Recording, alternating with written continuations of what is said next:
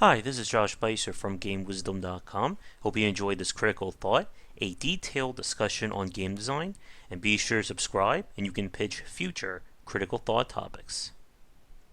Alright, everybody, for today's critical thought, we got a really good one.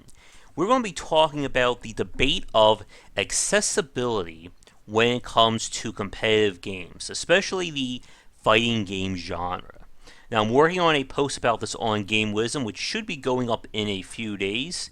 Could be tomorrow, I'm not sure, depends on what the schedule is, but I'll be sure to link it below. But when it comes to the esports market, accessibility is a very big deal.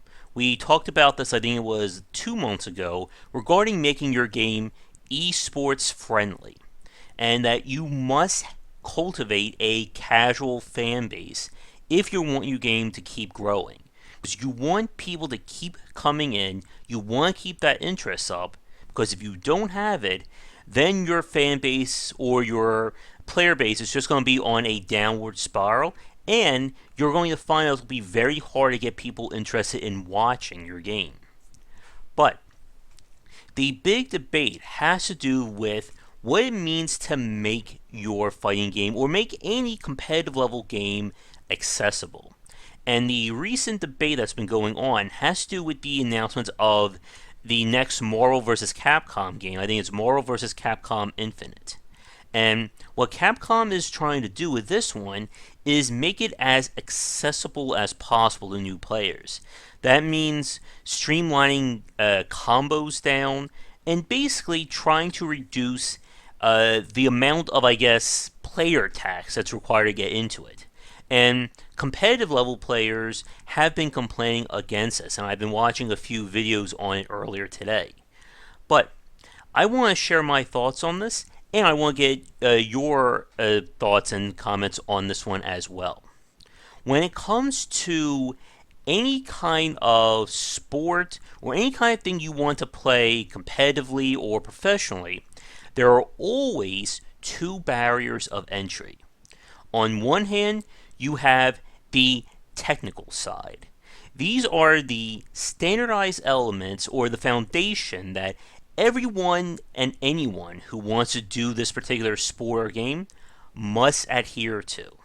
Some examples would be having to have a set of golf clubs if you want to go golfing, having a race-worthy car if you want to do drag racing. If you want to play a fighting game, it's understanding, how to input a special move or, pressing button combos, stuff like that.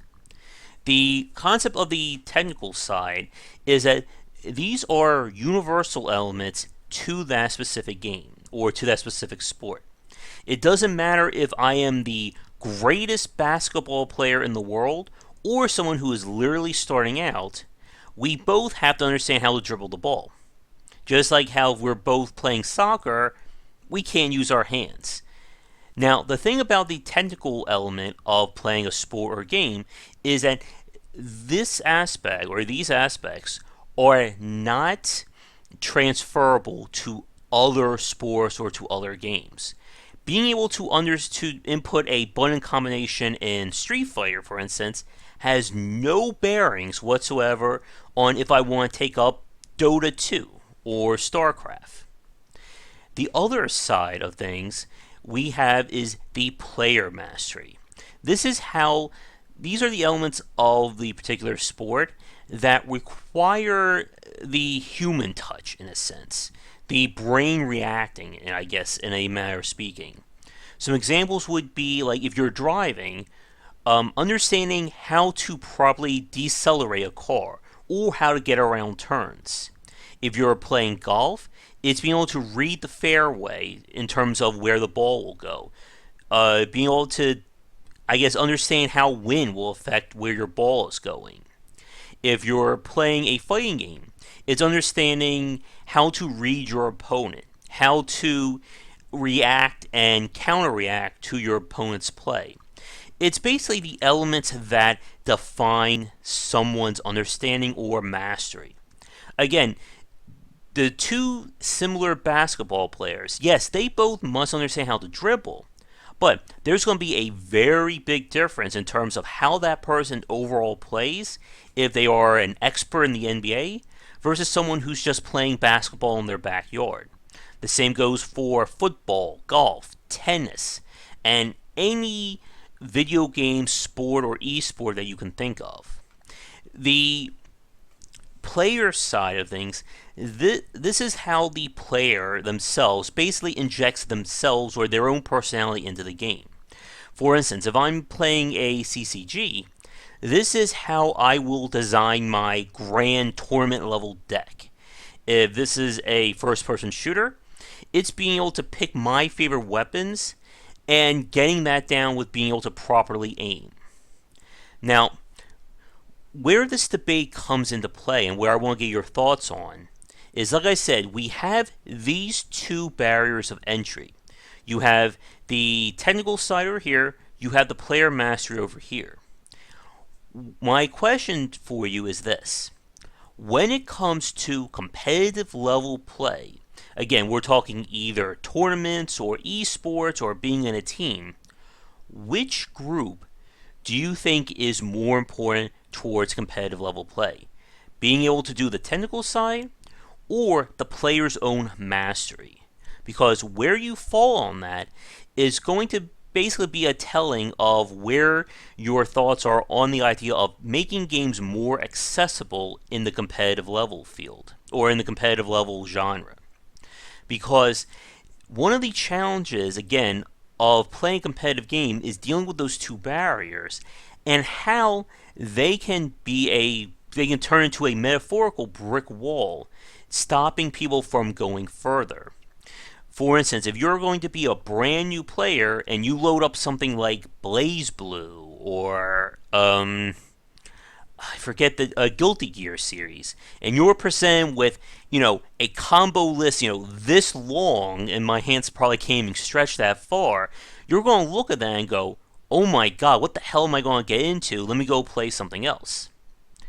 But again, depending upon where your thoughts lie, you may consider that to be the important part. That if someone doesn't figure out, if you make your game easier to play, you're robbing the game of its mastery. And that has been a common complaint when it comes to that accessibility.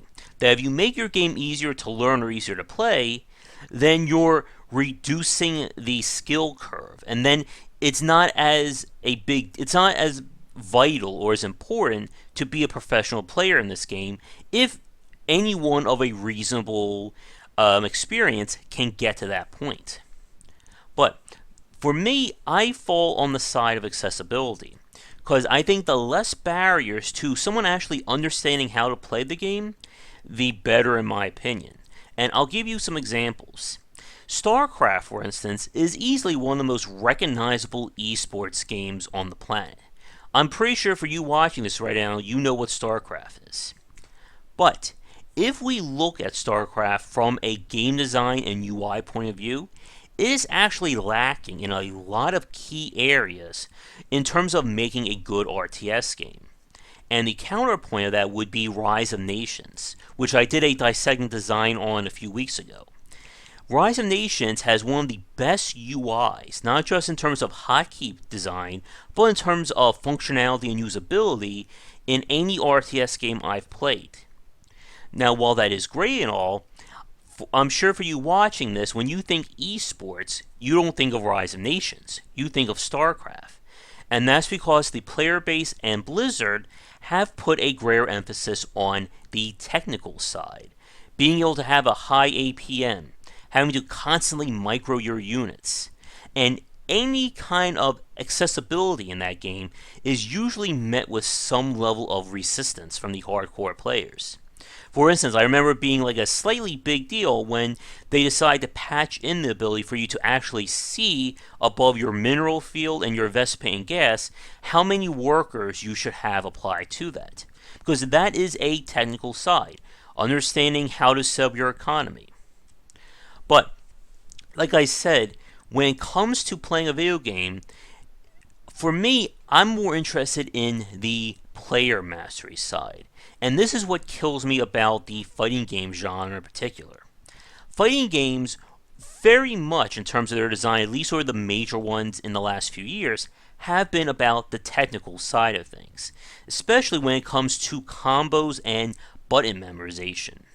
This is what kills me about trying to play fighting games, and from the outside looking in, I have tried to play Mortal Kombat 8, 9, 10, Injustice, Street Fighter 4 and 5, Skullgirls, and I think that's it for right now.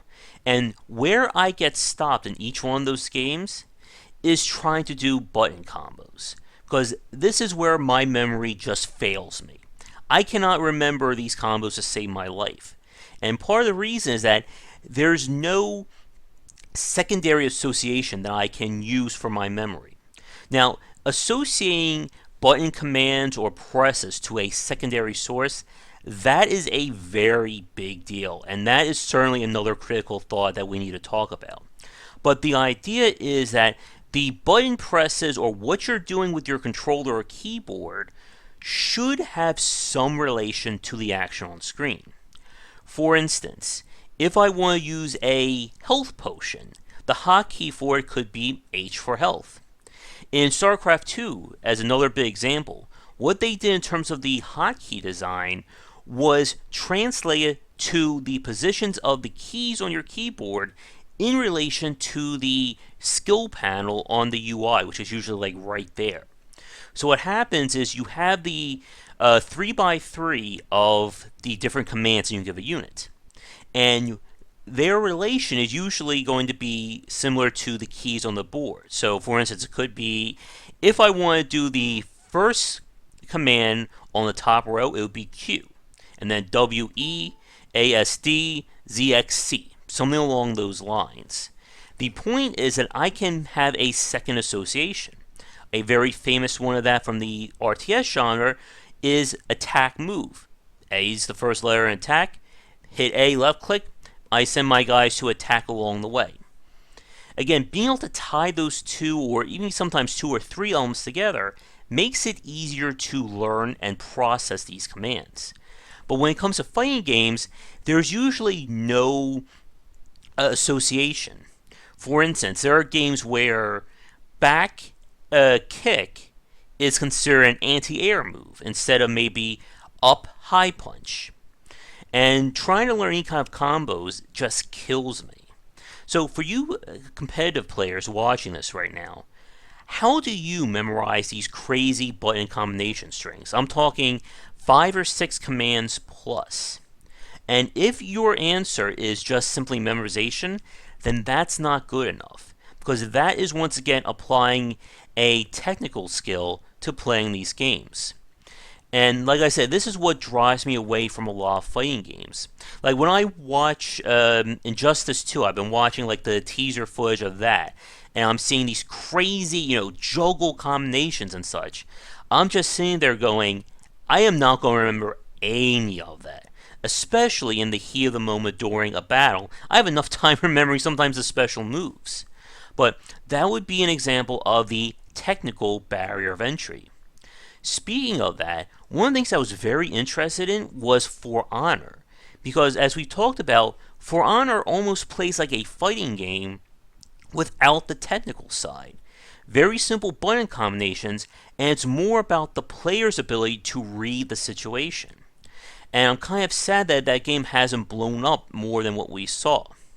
But again, to wrap things up, I want to get your thoughts on this. When it comes to making any game accessible, again, it's about the technical versus the player mastery side. And you can only go so far with the player mastery, because if you remove advanced options, then you are literally dumbing your game down. But if the technical side, if there are hurdles that are stopping people from getting better at your game, then streamlining things can lead to more players learning your title. And again, where your thoughts on the importance of these two are will probably determine what you think about when it comes to accessibility in games. As another big example of this, the Smash Brothers scene has really grown out of Nintendo's almost like their I guess secondary effect of making a fighting game without a lot of technical based skill and making it more about the player's own mastery. But my last question for you is this. For those of you who have answered either on the technical or player side, what kind of competitive games do you typically like to watch? Do you like watching MOBAs, fighting games, RTS, CCGs? And how does your preference factor into those games that you watch?